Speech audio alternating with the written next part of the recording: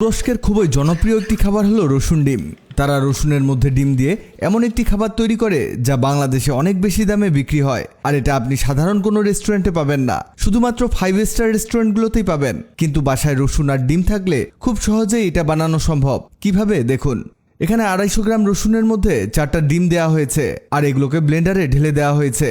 আপনি যখন এই কাজটি করবেন তখন একটা কথা মাথায় রাখবেন, এখানে একেবারে ভালোভাবে ব্লেন্ড করবেন, কারণ রসুনের কোয়া যেহেতু ছোট, ব্লেন্ড করার সময় অনেক রসুন বাদ যেতে পারে। এটা ব্লেন্ড করে একেবারে লিকুইড করে নেবেন। ঠিক এমন দেখুন, এগুলো ব্লেন্ড করে একেবারে গাঢ় করে নেওয়া হয়েছে। খুব বেশি গাঢ় না, আবার খুব বেশি হালকাও না। এবার এই লিকুইডটাকে একটা বড় সাইজের বোলের মধ্যে ঢেলে দিব। এখানে অবশ্যই বড় বোল নিতে হবে, কারণ এতে আরও কিছু জিনিস অ্যাড করতে হবে, যেমন 1 চামচ বেকিং পাউডার, 1 চামচ লবণ, আরও আছে। এটা ঠিক এমন হয়ে আসলে এতে দিয়ে দিব কিছু ধনেপাতা। এই ধনেপাতা দিয়েও আবারও মিশিয়ে নিতে হবে। এখানে যারা ধনেপাতা পছন্দ করেন না তারা এটা বাদ দিয়ে দিবেন, তবে তারা ধনেপাতা দিয়ে এই জিনিসটি তৈরি করে। এবার এর মধ্যে দিতে হবে আটা। আটা এখানে দিতে হবে 2 টেবিল চামচ, তবে আটার পরিমাণ আরও বাড়াতে হতে পারে। যদি বাড়ানো লাগে সেটা পরে এই মিশ্রণ দেখলেই বোঝা যাবে। আর যদি এই 2 চামচে হয়ে যায় তাহলে তো ভালো। এটা একেবারে আটার খামিরের মতো বানাতে হবে। দেখুন, আমাদের আরও আটা অ্যাড করতে হবে, কারণ এটাকে শক্তপোক্ত বানাতে হবে। আটা দিয়ে আবারও মিশিয়ে নিব।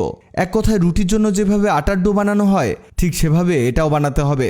এই দেখুন, আমাদের এটা অনেকটা হয়ে গেছে। এবার হাত দিয়ে চেপে চেপে এটাকে বলের মতো বানিয়ে নিতে হবে, কারণ এটা জরুরি। এবার এটাকে একটি রাউন্ড শেপ দিতে হবে, ঠিক রুটির মতো। এখানে বেলন দিয়ে চেপে চেপে রুটির মতো বানিয়ে নিচ্ছি। এটা হতে হতে জানিয়ে দেই, আগের ভিডিওতে কমেন্ট করেছেন নারায়ণগঞ্জ থেকে সোহেল রানা, গাইবান্ধা থেকে মাহিদুল ইসলাম মাহিদ, নাটোর থেকে শামিমা। আপনারা যারা কমেন্ট করেছেন আপনাদের ধন্যবাদ। এই দেখুন, এটা কেমন রাউন্ড হয়ে গেছে।